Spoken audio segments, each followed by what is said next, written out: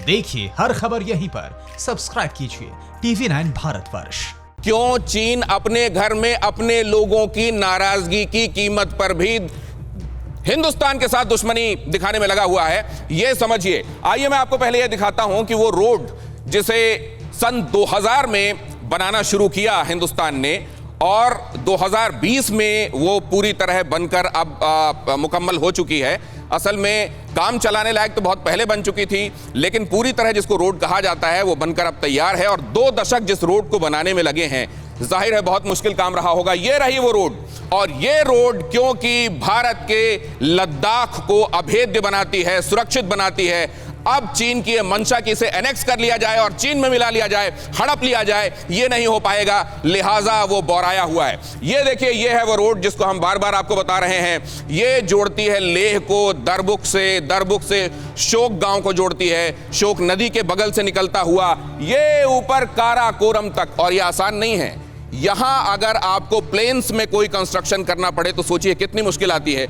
और जब आप इस तरह की दुर्गम पहाड़ियों से होकर एक रास्ता बनाएंगे, और वो भी वो रास्ता जिससे होकर मैकेनाइज्ड हैवी आर्मी ट्रैफिक गुजरे तो उसको कोई फर्क ना पड़े, ऐसी रोड अगर आपको बनाना है तो सोचिए कितनी मेहनत की गई होगी। और इसीलिए 20 साल लगे हैं। 20 साल इसलिए भी लगे हैं क्योंकि कंस्ट्रक्शन आप 12 महीने नहीं कर सकते।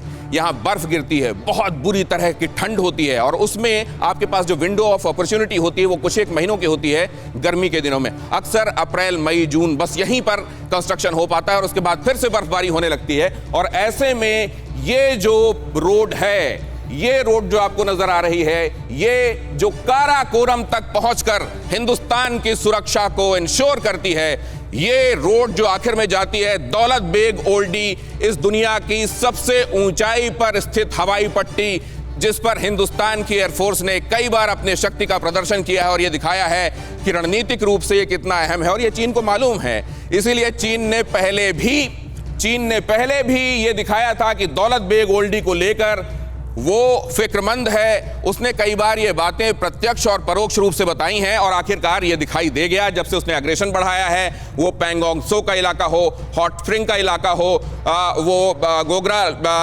पास हो, या फिर ऊपर जहां हम आपको बता रहे हैं ये दौलत बेग ओल्डी के करीब का हिस्सा।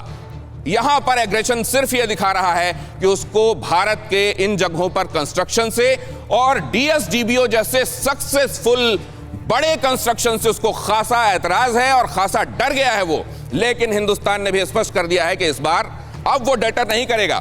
फिक्र आपकी, सोमवार से शुक्रवार रात 9 बजे सिर्फ TV9 भारतवर्ष पर।